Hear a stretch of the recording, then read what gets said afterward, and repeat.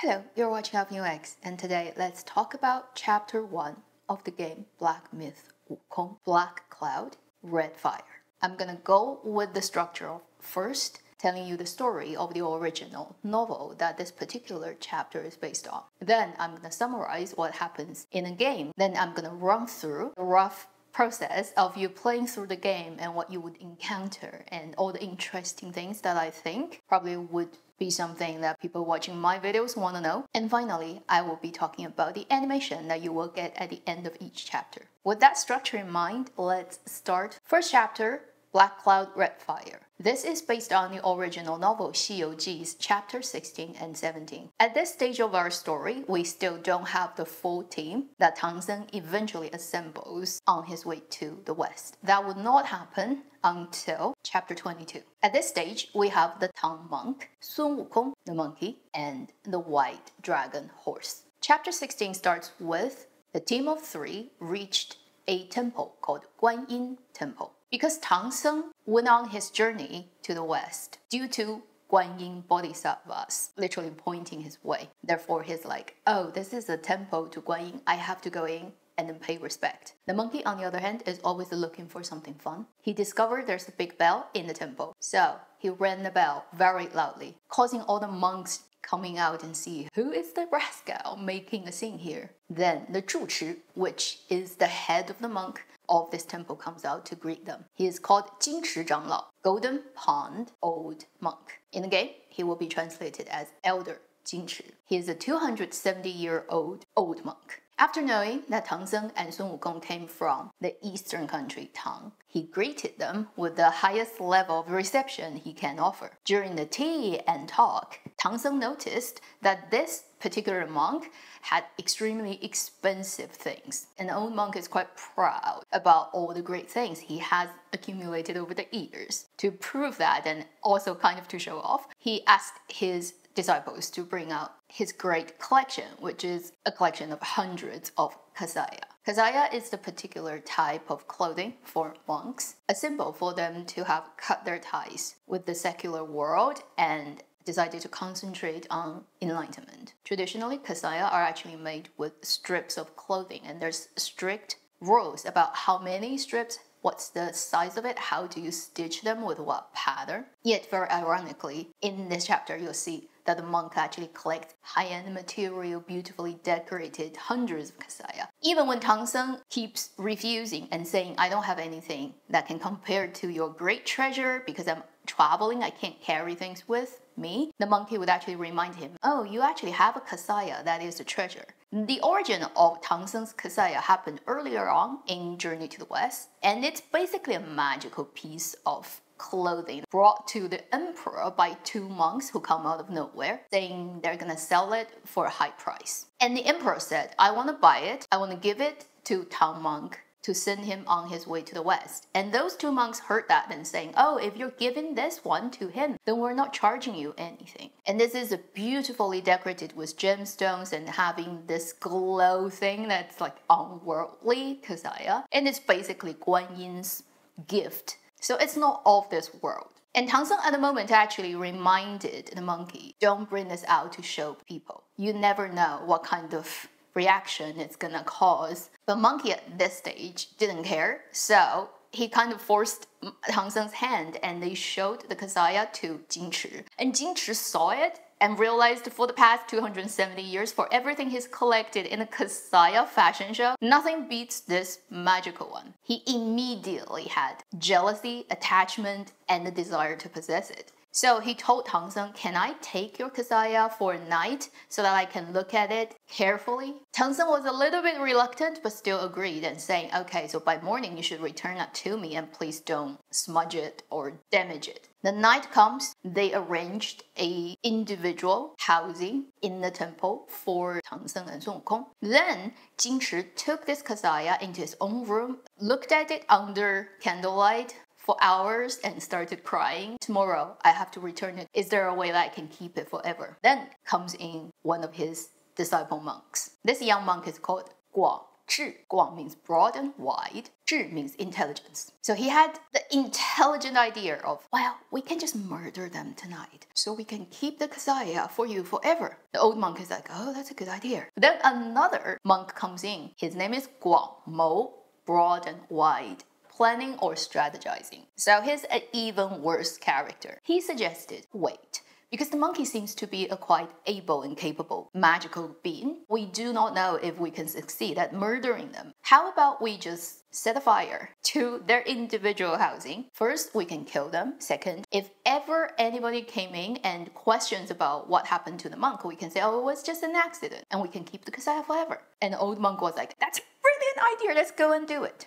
Unbeknownst to them, Sun Wukong is magical. He had super hearing. When he was in his own room, just sitting there meditating, he heard everybody, what they're saying, and he's like, haha, so that's what you're up to. How should I respond? He took his cloud and with a somersault went up to Celestial Palace and asked for the Western Heavenly King Guangmu Tianwang, knowing he actually possesses a treasure called Fireproof Mantle, 避火罩. So he told the Heavenly King what is up, and the Western King is like, you have all the power, you can stop them easily, why do you need me to give you this? And the monkey is like, well, the bad guys need to taste the bad karma of their actions. So the Heavenly King gave him the mantle and told him that you have to use it and return it to me. The monkey took it, and then basically this is like a magical cover that drops onto where his shifu is sleeping in. No matter how big a fire is going on outside, he will not get disturbed and hurt at all. Then he jumped to a high point and watched the whole temple, all the monks going around busy murdering people, and he's like, let me help you. So he blew a magical wind and made the fire even bigger and actually changed direction and burned everything else. So it was initially just set to this particular individual building, but then it spread really fast. Very soon, the whole temple ended up being burned. And the fire was so big, and all the monks are screaming, and a lot of people are literally killed in the fire. It caused such a big scene that 20 miles out in a mountain called Black Wing Mountain, a black bear Guai noticed there's light coming off the temple's direction. He has been a friend of Jinchi Zhanglao for ages, so he immediately went to the temple trying to help put the fire out. But when he arrived, he realized it's too late, everything is kind of like burned. And he noticed in one of those rooms, there's this glowing magical thing. I guess because he's a Guai, he has superpowers, so he can x-ray places. And he went in and found the Kasaya. Because it's so identifiable as a magical treasure, he immediately grabbed it, took it back to his own place. The next morning came, the fire finally stopped. The monks in the temple who are left alive went to this individual room expecting to see completely charred body. Instead, it was just Tang Zong waking up, and then Sun Wukong showing up too, completely unscratched and fine. They first thought they are ghosts and got scared, and then realized they're still alive, and then realized, wow, they have great magic that we do not understand. At the same time, Jinchi Zhanglao realized his precious Kasaya is gone,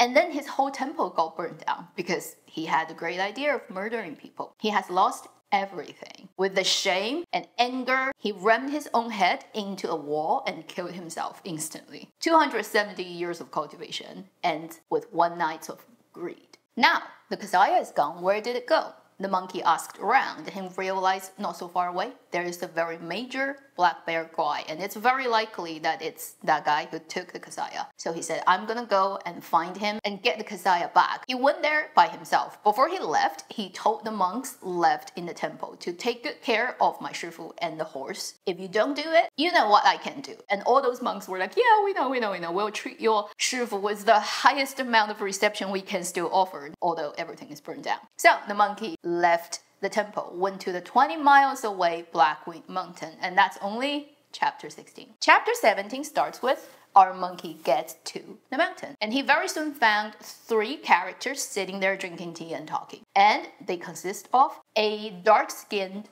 very big man, a Taoism monk looking like guy, and a young scholar dressed in white. Sun Wukong has superpower. He can instantly tell none of them is human. So with his staff, he charged at them. The dark-skinned big guy turned into a black wind and disappeared. The Taoism monk instantly jumped onto a cloud and left. And the white-clothed scholar was too slow to leave and got instantly killed. And his body is actually a patched, colored white snake. And then Sun Wukong chased the black wind to the black winged bear's cave and had a fight with this black bear guai. The two parties are almost completely equal. At certain point of this fight, the bear was like, okay, we've fought for this long and clearly there's no win and lose and I'm hungry. I need to go and eat because it's time to eat. So he goes back, closes his door, and the monkey cannot get in anymore. Talking about sort of the emotional stability of the bear and then how tightly he sticks to his schedule even though he's in the middle of a battle.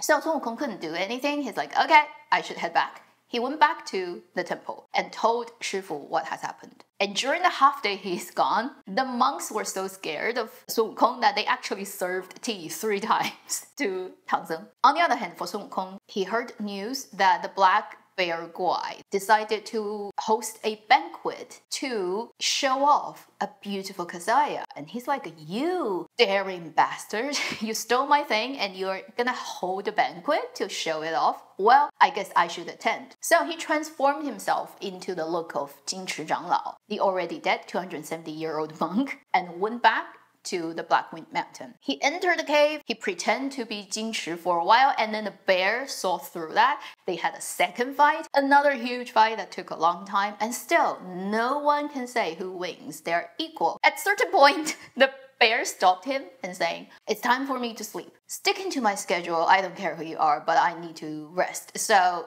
again, he closes his door. I would assume it's like a mountain gate somehow sealed, and so Sun Wukong cannot get in. And then Sun Wukong had to return to the temple again and report that to his Shifu. And Shifu is like, wow, this bear is like really talented, on par with you. So what are you gonna do? We have to get the kasaya back. And he's like, yeah, I think I know where I should be going. Sun Wukong went to Nanhai. Guanyin, Nanhai, the southern sea, supposedly Guanyin Pusa, Avalokiteshvara Bodhisattva, supposedly she lives on an island on the sea. So he went there and asked for help. And Guanyin would talk in a very sarcastic and joking way for a while with him and agreed, okay, I'm gonna come with you. They got to the Black Wind Mountain again, and they immediately came across the Taoism monk who Wukong had come across when he got to the Black Wind Mountain for the first time. This Taoism monk is holding a plate with 2 pills. Sun Wukong immediately killed the Taoism monk. That happens all the time in 西游记. He just goes ahead and then with a stick knock you down because you're a Yaojing. The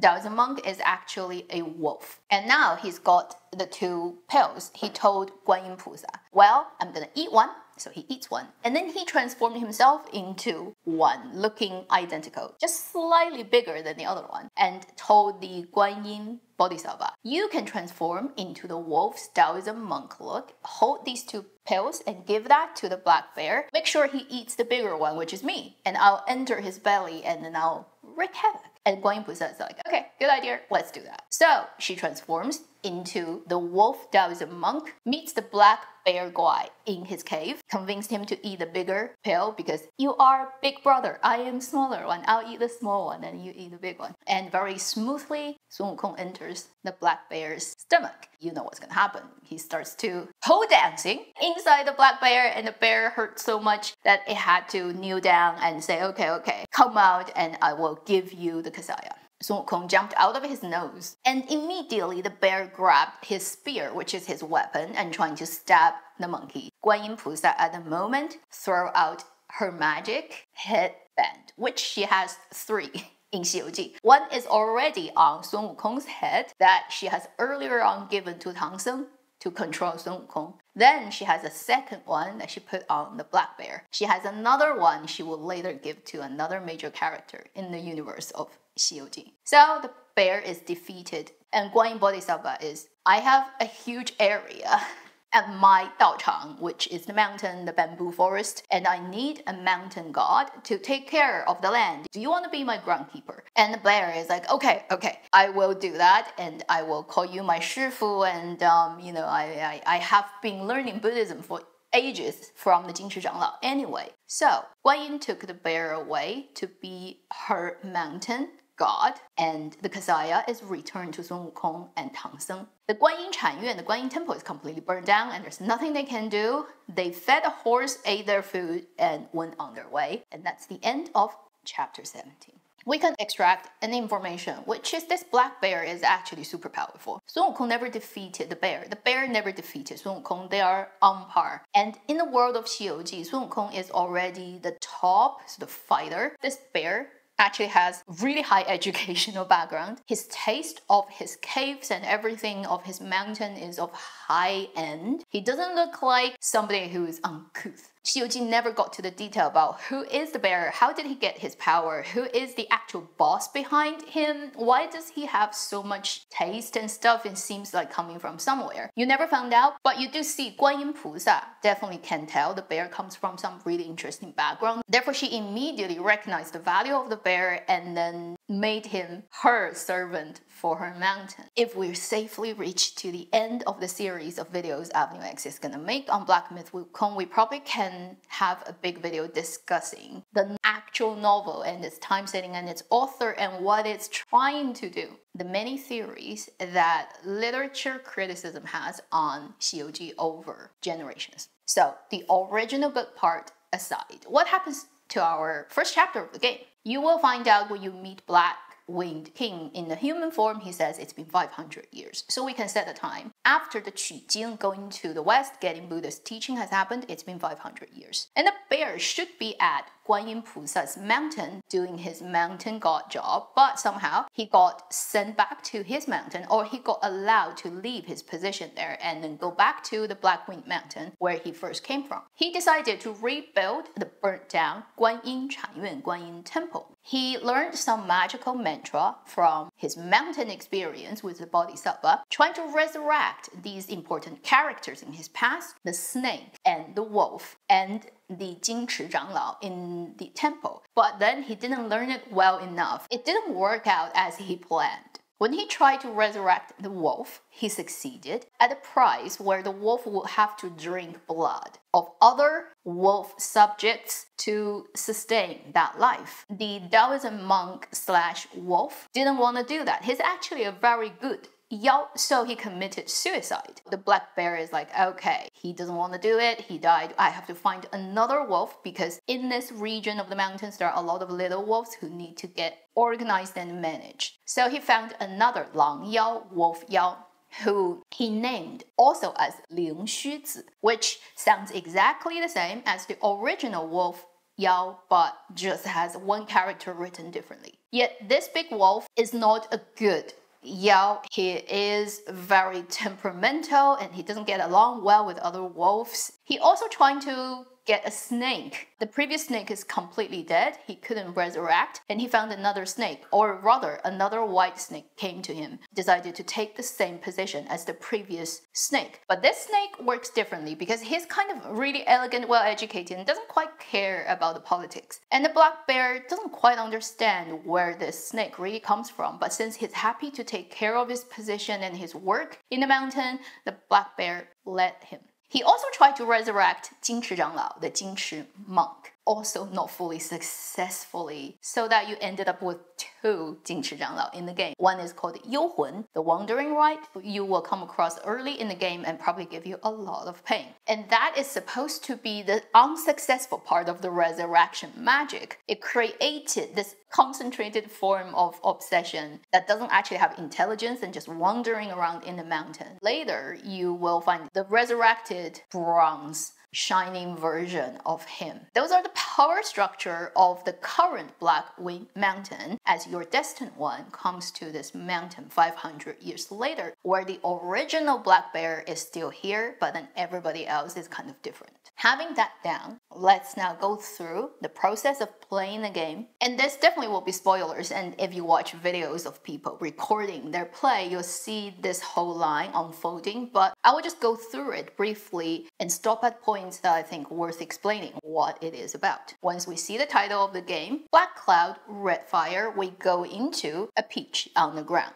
and that is our destined one, who transformed himself into a peach and got picked up by one of those little wolf yao patrolling the mountain, and it turns into the destined one in his hand and then fights them. And that's how you start the game. And very soon you're gonna come across the first important character in the story, Tu Digong. For further information, check out my previous video talking about who Tu Digong, the grid keeper type of deities, is in traditional Chinese mythology. You will also see the function of the shrine, and it will be very important throughout the whole game as your map. Each chapter has a particular design of the shrine. It is to do with the natural landscape where it sits into. The Tu Digong, he is mentioning there was a fire many years ago, and now the temple has been rebuilt. He would give our monkey the first prop, which is 缩地轻浮, literally means shortening the land, magical fu, talisman. So in the game from very early on, you can actually use it to quickly transport yourself anywhere in the map when you are playing the game to the last shrine you've been to. And this can be repeatedly used. Apparently a lot of players didn't know. So they had to run through the whole map physically, go to the shrines. It's made of jade, and this is actually based on a real artifact from Taoism. It has Tianyi marked on one end, and it has constellations on the other, and it's actually right now in Forbidden Palace Museum.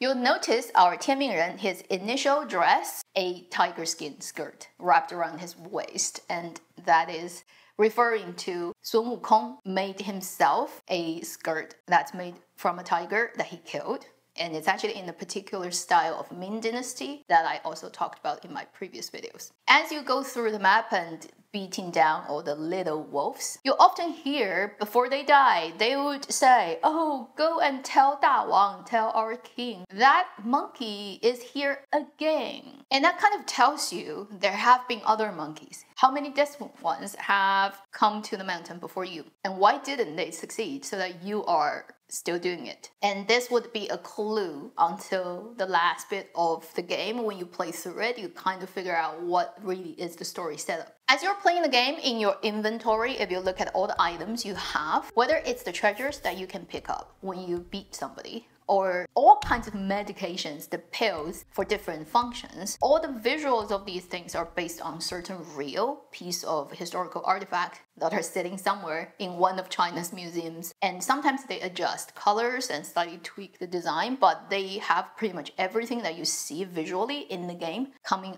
somewhere from real things. When you meet your first boss and halfway through the fight, the Tu Digong will show up again and teaches you the first magic trick you have, which is immobilize your enemy. And if you read in the portrait of your game setting, which is a book that's a collection of portraits of all the guai and yao, major or small, you come across. You meet a new one, it will get updated, and you can go and read their background story, and there's a lot of text. And if you really have the patience of reading through all the words in those portraits, you will be able to eventually piece together the worldview of this game and actually figure out certain clues about what really is going on. If you read Tu Digong's background story, you will see that he actually met somebody who told him to teach the monkey 2 tricks. Later you'll find out that is Sun Wukong's original Shifu. And again, I've talked about him in my previous video, so you can go and check out the details there. The Tu Digong will also transform you into a cicada very briefly so that you can roam around the mountain for a bit and to see who is there and plan your trip. And this is the cicada we see in the first PV that got released in 2020 by Game Science as the first recorded part of the gameplay that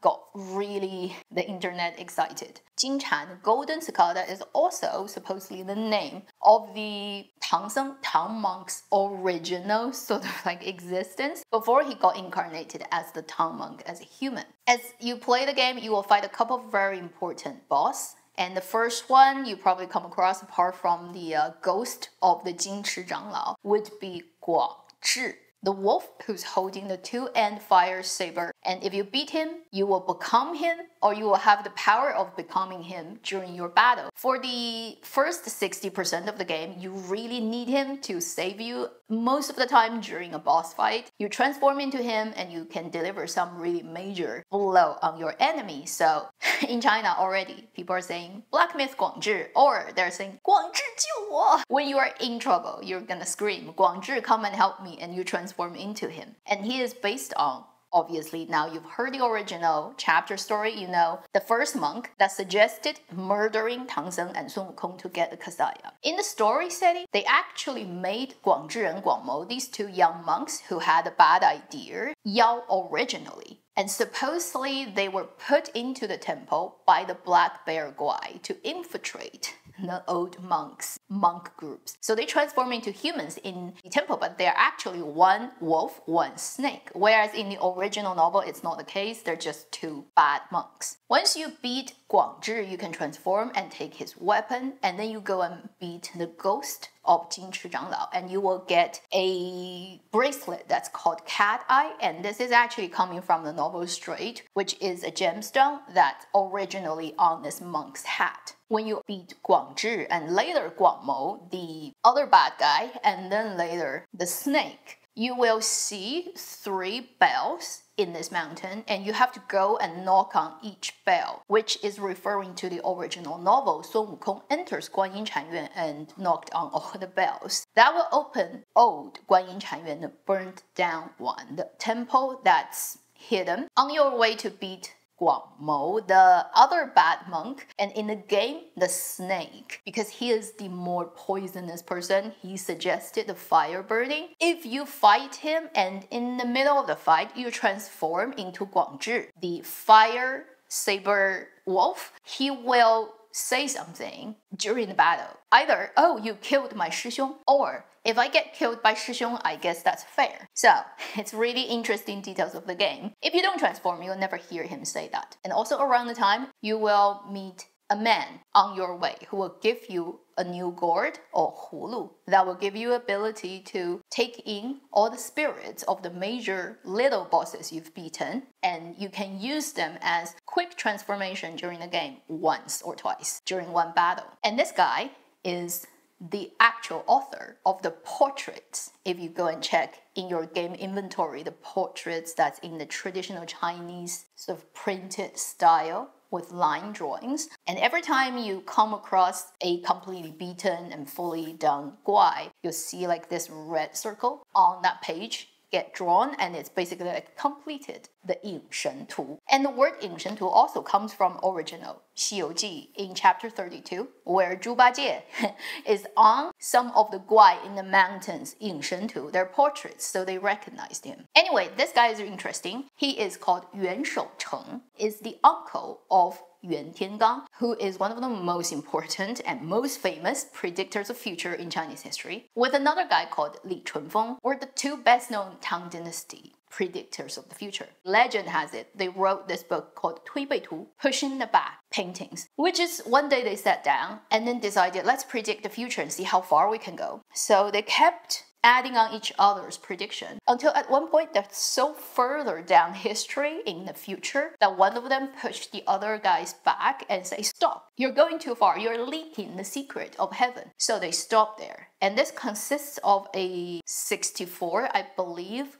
graphs that depicts the future. Each graph would have a painting and a poem that has all the riddles and clues hidden in it in terms of what would happen. Even till today, people are still trying to analyze and then decode what this book is about. And over time, it actually has been altered and edited and manually manipulated in orders so that nowadays the version we have probably is not the original Tang Dynasty version anymore. The last bit of Tui Bei Tu is still a couple of hundred, even thousands of years after our current times. So this guy in the game with a huge gourd on his back, and you're gonna come across in every chapter, is the uncle of that guy. Also during the game, you will find a pond if you're careful. If you're not, you're gonna miss it, where you can find a boss frog. And in every chapter of the 6th chapter, each one has a secret pond and has a different frog, and increasingly harder. And if you manage to beat all 6, you will have this superpower of transform into either of them, and it's just really fun, like a hidden thing. And the frog is named in the funniest way. If you play the game in English, you'll see when you come across this first frog, it says 波里个浪, and it's completely phonetically translated. And then if you are in chapter 2, you will read it as 浪里个波, so it's like switched order of the characters. And this is a reference to the original 西游记, where you'll come across a pair of fish, 鲸, and one of them is 他叫奔波霸, 我叫巴尔波奔. His name is Ben Bo Ba, my name is Ba Bo Ben, so they're like switched around in order. And it's just sounding really funny. And doesn't really have a meaning, but it's funny sounding. So it leaves people with strong impression when they watch the drama. Therefore, the game created their own version of playing with the order of Chinese characters and then as names for those frogs. And the first chapter will have 波里个浪. Bo and lang both means waves, but bo is more like a consistent ripple, and it doesn't necessarily need to be big, whereas lang would be the bigger waves. Usually you see the break of the water on top, like a huge surfing wave. 波里个浪, which means a big breaking water wave in smaller ripples. And the second chapter, 浪里个波, turns around, which is in big waves and smaller waves. In third chapter, it will become 浪里个浪, which is big wave within big wave. And the fourth chapter will be 波里个波, which is smaller wave within smaller wave. And the last two will be 波浪浪 and 浪波波. So they really play till the end of the possibilities of naming frogs. Unless you know the original IP, you will not get the joke. Every Chinese person, when they see 波里个浪浪里个波, will start to laugh. Then before you hit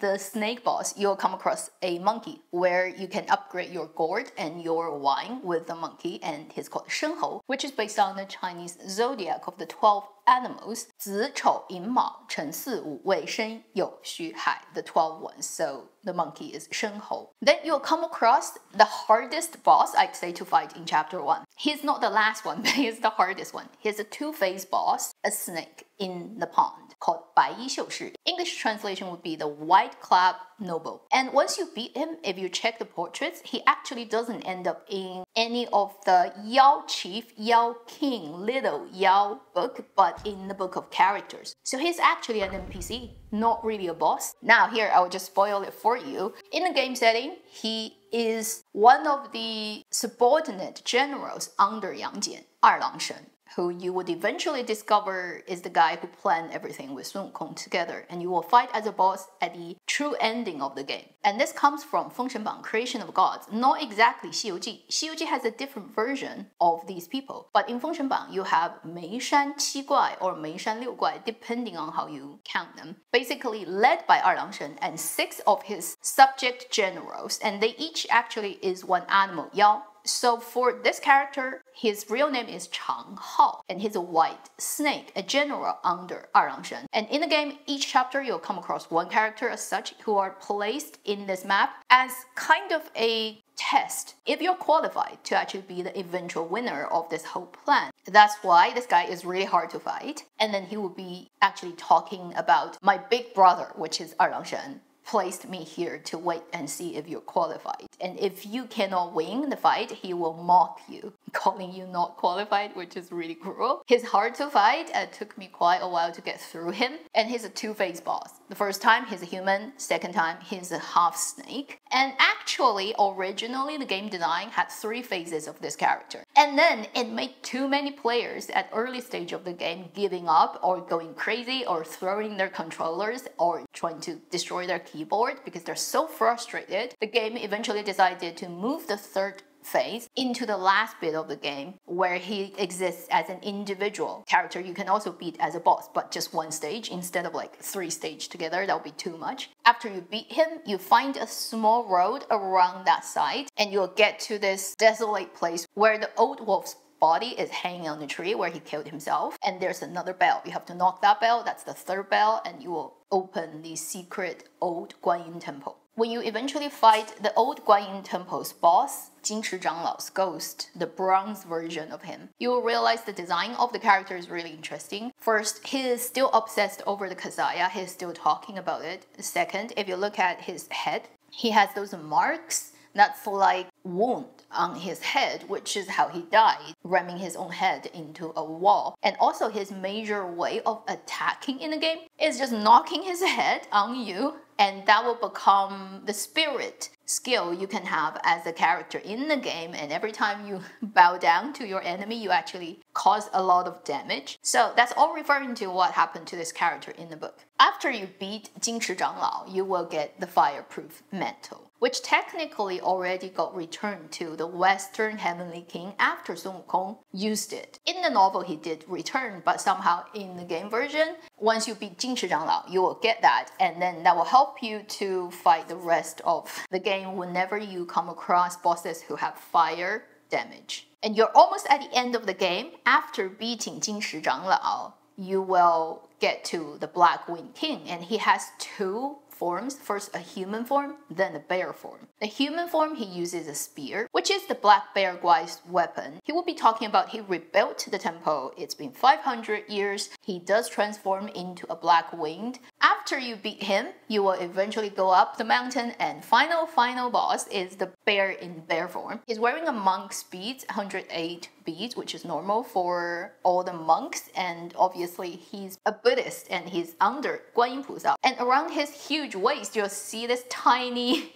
red skirt that people find really cute. That's actually a kasaya. That's a kasaya, but it's a human-sized kasaya on a huge bear, so it barely covers anything. And after you win the fight with him, you'll learn a new magic 巨型散气, where you turn temporarily invisible during the fight, and then you can attack your enemy from the back secretly. And this is also referring to one of Sun Wukong's power. After you win, and you will get the relic of the eye, 眼探息, which also I've gone into detail in another video, in the form of these two pupils or iris birds who basically has 虫精 or 虫鸣, so they're called 虫鸣鸟 in mythology. That's the whole process of going through the game. I think I've talked about everything that's worth talking about. And somewhere along the line, you will also come across a horse, and that's where you go and meditate. And please find that place, because in every chapter, you're gonna come across this horse constantly, and he's gonna be another major subplot line of this game.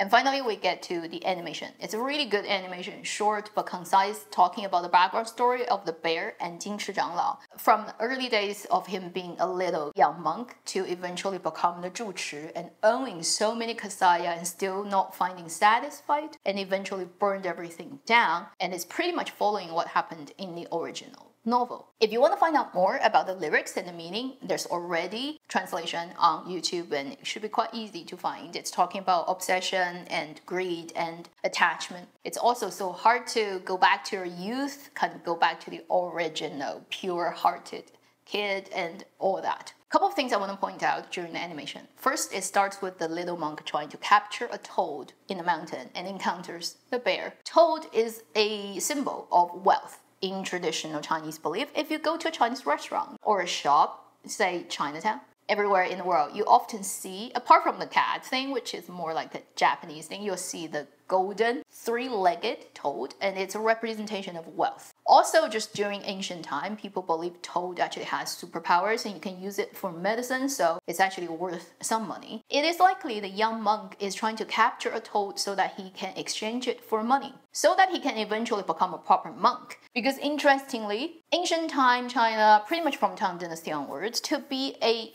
real certified registered monk, you actually have to pay a hefty sum to the government. Being a monk means you get exempt from a lot of other things, like becoming a soldier to fight for the war or paying tax as a farmer. Because of that, you have to kind of prepay it. If you come from a very humble background, you may not be able to afford it. So the young monk may be a kid.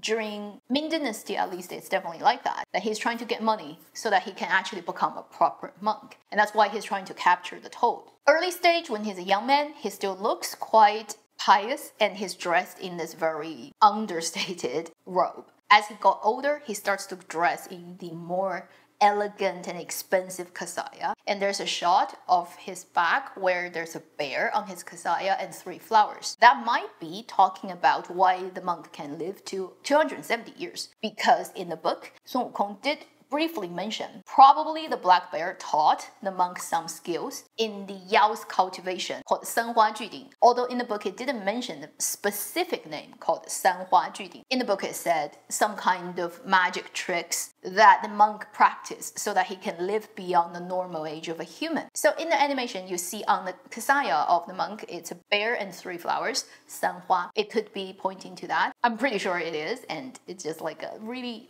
interesting hidden detail. And when he got consumed by the desire, you see the guy turn into the bear, and the fire starts to burn down the temple, and you see the silhouette of the wandering light, the big-headed guy who the 金池长老 eventually becomes, and you see a monkey with a stick sitting on the tree, and that would represent Sun Wukong blowing the wind to create a bigger fire to actually destroy the whole temple. Eventually, when the whole thing ended, you see a cutscene in the bamboo forest, which is supposed to be where Guanyin Pusa lives. And the bear with the band, which means this is the scene that happens when he got taken to Guanyin Pusa's mountain and served as the mountain god. He questioned why this monk has lived 200 years and he still couldn't give up on a piece of clothing. And Guanyin Pusa would be saying, well, if you don't have that as a symbol to show the world, how would people know that you are enlightened or detached? That's playing this really ironic situation with quite a bit wisdom of Buddhism in it.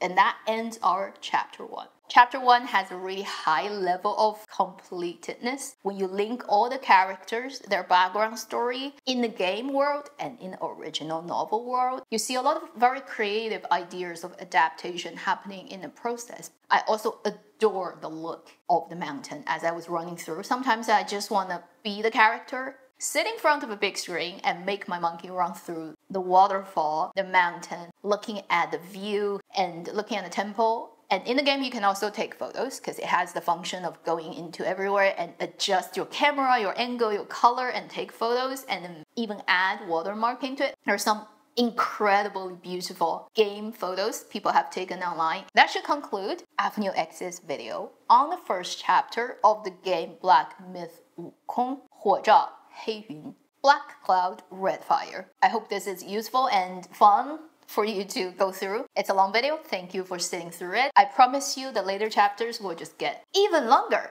just because those chapters literally got a lot more happening, and I'll try my best to get through it, but this series of videos probably will take a lot longer than I expected. Thank you for watching Avenue X. I'll see you in my next video. Meanwhile, live long and happy game playing.